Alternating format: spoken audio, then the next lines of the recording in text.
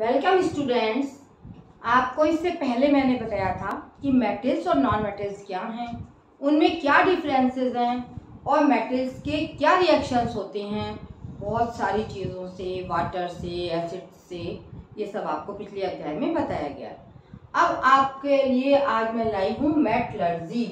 ये मेरा science class by doctor Kumkum Saxena for class 10 for UP board students as well as CBSE students के लिए भी ये मेरी कक्षा काम आएगी। आगे चलते हैं कि मेटलर्जी, जैसा आप समझ रहे हैं मेटलर्जी कैसे बनता है, मेटल से। मेटल और मेटलर्जी दोनों में संबंध है। तो मेटल्स जो हैं वो आएंगे कहाँ से? आपके घर में बहुत सारे मेटल्स हैं, आपने देखे होंगे कि आपके यहाँ ब्रास के बर्तन हैं, पीतल है, ये तो हमारे मेटल्स नहीं हैं, ये तो एलॉयज हैं। लेकिन ये बनते किन मेटल्स से हैं? हमारा गोल्ड है, सिल्वर है, कॉपर है, एल्युमिनियम के बर्तन हैं। ये सब क्या हैं? एल्युमिनियम की तार बनते हैं, कॉपर के तार बनते हैं, सोने के गहने बनाए जाते हैं, सिल्वर के भी आपके पायलें वगैरह बनाई जाती हैं। तो ये सब आता कहाँ से है? एल्युमिनियम, आयरन, मैग्नीशियम और तो और जो पारा आप थर्मामीटर में यूज करते हैं, Hg, मरकरी, कहाँ से आता है वो? ये तो आपको पता होना चाहिए ना, वरना आपको कैसे पता लगेगा कि मेटल तो हमने पढ़ लिए, बट ये मेटल आए कहाँ से? तो ये मेटल्स जो हैं वो पाए जाते हैं अर्थ क्रस्ट में अबंडेंट मात्रा में, और ये मिक्स भी होते हैं, यौगिकों के साथ मिले होते हैं, और ये फ्री स्टेट में भी पाए जाते हैं। अधिकतर मेटल्स जो कंपाउंड्स जो हैं उनमें मेटल्स पाए जाते हैं। हमारे अर्थ क्रस्ट का जो बड़ा भाग है वो मेटल्स का बना होता है। आपको लगेगा हम सोने के गहने पहनते हैं, ये जमीन में कहाँ से आ गया? जमीन से ही बच्चों ये निकलता है। ये सारी चीजें कहाँ से आती हैं? ये पृथ्वी से आती हैं। और इसके अलावा कुछ मेटल्स जो हैं वो समुद्र के पानी में भी घुलित अवस्था में पाए जाते हैं, और कुछ धातुएं जो हैं वो फ्री स्टेट में भी जमीन के अंदर पाई जाती हैं। सिर्फ उनमें गंदगियां यौगिकों के साथ में होती हैं, जिससे कि हम उनको निकालते हैं, अलग करते हैं, और बहुत सारी स्टेजेस के द्वारा उन मेटल्स को हम इस लायक कर पाते हैं कि हम अपने घर में प्रयोग करें, बाजार में आए उसे हम खरीदें, और इस प्रकार से मेटल्स का एक्सट्रैक्शन होता है।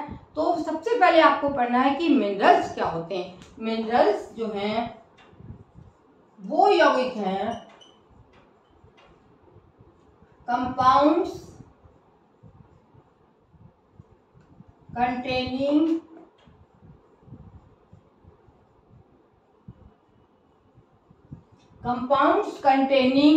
metals with impurities।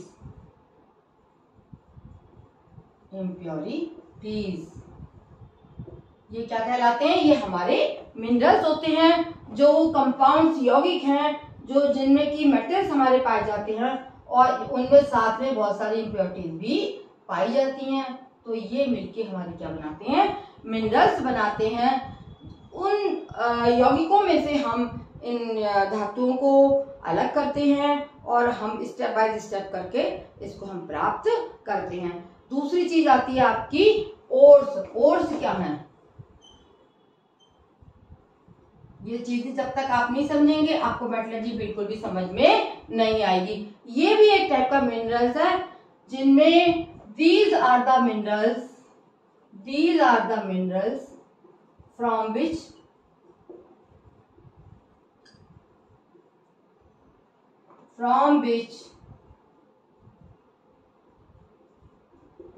metal can be extracted।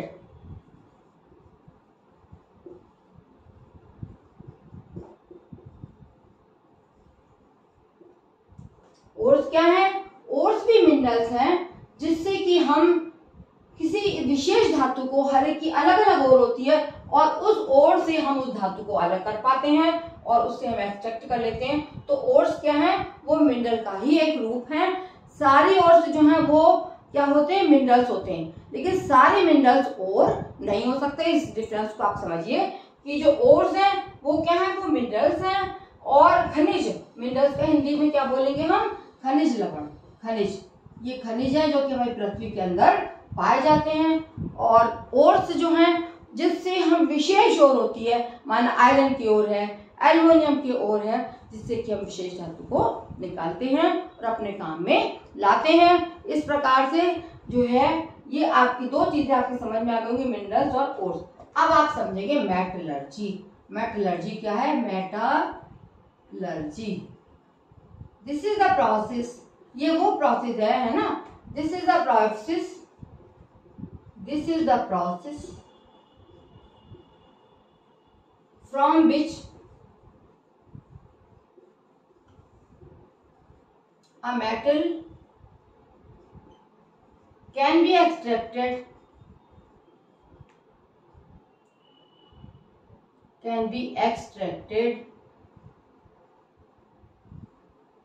from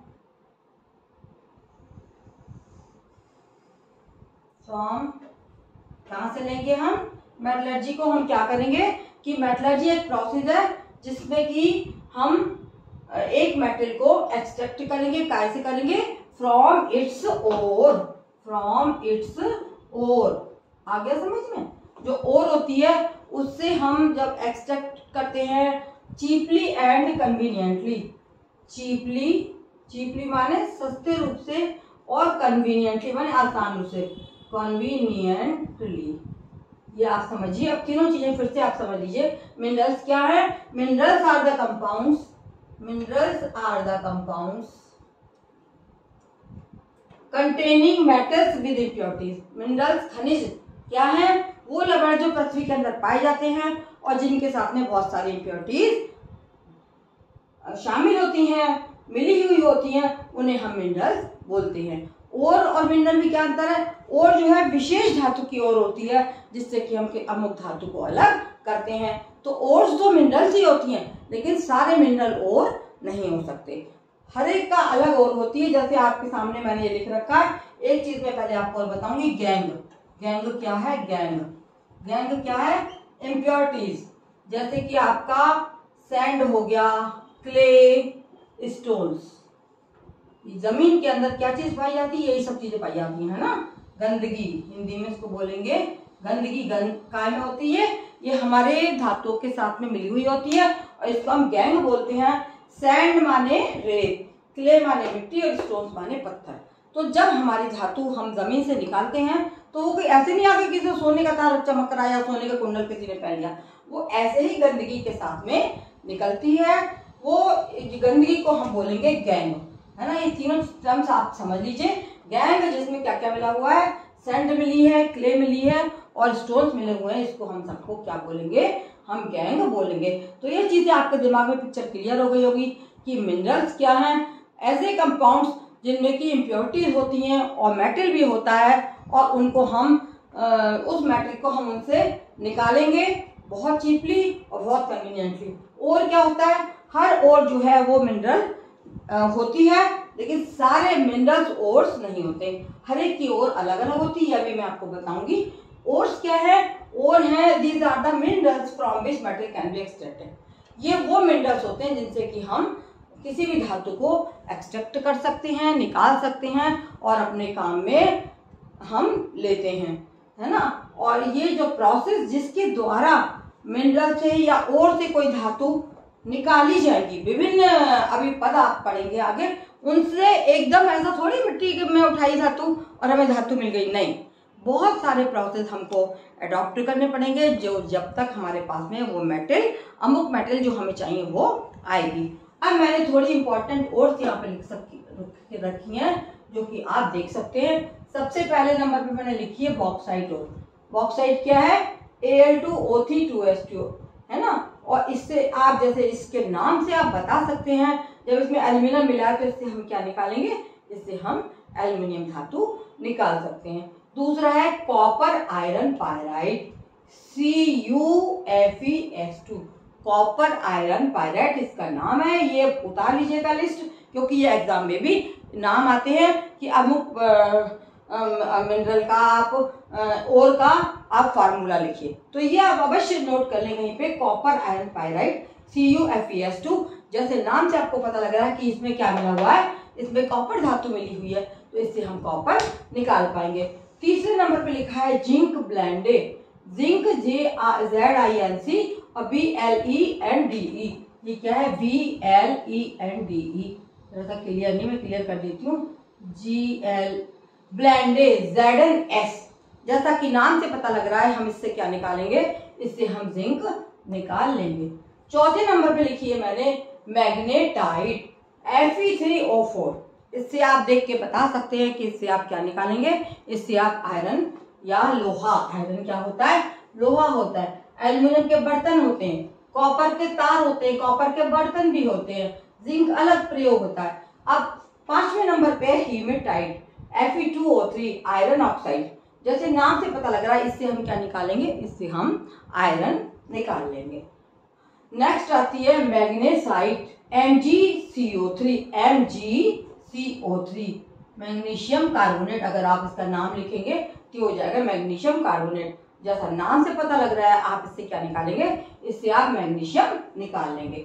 7वें number पे आता है सिनेबार, सिनेबार जो है वो क्या है HGS, HGS से क्या मतलब है, मरकरी, जो हमारे थर्मामीटर में आप लोग यूज करते हैं।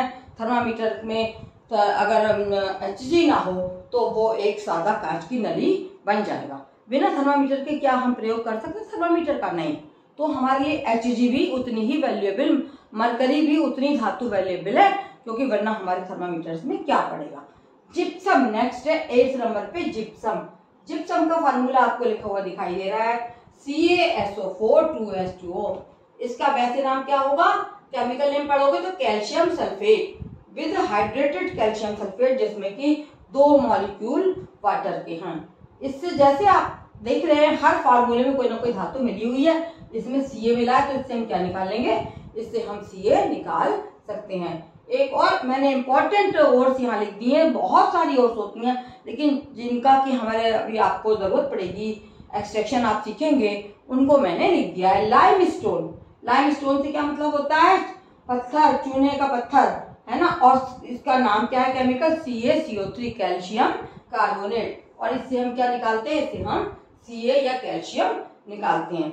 नेक्स्ट है हमारी रॉक सॉल्ट, रॉक सॉल्ट क्या है NaCl, ये कहाँ पाया जाता है, ये पोटेशियम और सोडियम, दो धातुएं ऐसी हैं सोडियम और पोटेशियम, जो पानी में सॉल्ट के रूप में घुलित अवस्था में पाया जाता है, ये जमीन में नहीं पाया जाता है। बाकी काफी धातुएं जो हमारे अर्थ पृष्ठ में पाई जाती हैं, जिन्हें कि हम मिनरल कहते हैं, और होती हैं। मिनरल से का ही फॉर्म एक और है, जिससे कि अमुक धातु हर एक और अलग होती है, और जो है वो सारी मिनरल है लेकिन सारे मिनरल और नहीं होते हैं। तो रॉक सॉल्ट NaCl, जैसे आपको नाम से पता लग रहा है, आपने देखा होगा समुद्र के पानी से, मैंने पहले भी बताया था कि नमक बनाया जाता है। गांधी जी की दांडी यात्रा में यही नमक बनाया गया था, सब लोग जाते थे और उसको पानी को उबाल के नमक बनाते थे। अब आपको मैंने थोड़ा सा नीचे जो शॉर्ट में दिया है वो क्या है, वो धातुओं का परसेंटेज है कि कौन सी धातु कितने परसेंटेज हमारे एटमॉस्फेयर में पाई जाती है। ये कैलकुलेटरी है। एल्युमिनियम सबसे ज्यादा है 7%, 7% एल्युमिनियम पाई जाता है। आयरन जो है वो 4% है, और कैल्शियम जो है वो 3% है, और सोडियम जो है 2.7% है, और पोटेशियम आप देख रहे हैं 2.5% है, और मैग्नीशियम जो है 2% है। इस तरह से इन धातुओं को इन मिनरल्स से या ओर्थ से स्टेप बाय स्टेप निकालने की प्रोसेस आपकी मेटलर्जी कहलाती है। ये आपको मेन पॉइंट समझ में आ गए होंगे, मिनरल्स क्या हैं, ओर्स क्या हैं, और मेटलर्जी क्या है, गैंग क्या है, और ये धातुएं किस रूप में पाई जाती हैं। ये एटमॉस्फेयर में पाई जाती हैं, घुलित अवस्था में भी होती हैं, और ये चट्टानों के रूप में भी ये धातुएं पाई जाती हैं। इस तरह से हम ये कह सकते हैं कि हम जो है मेटलर्जी को हम आगे ले जा रहे हैं, और इस मेटलर्जी को आगे ले जाते हुए हम आगे आपको स्टेप्स बताएंगे कि आगे क्या हमारे स्टेप्स हैं।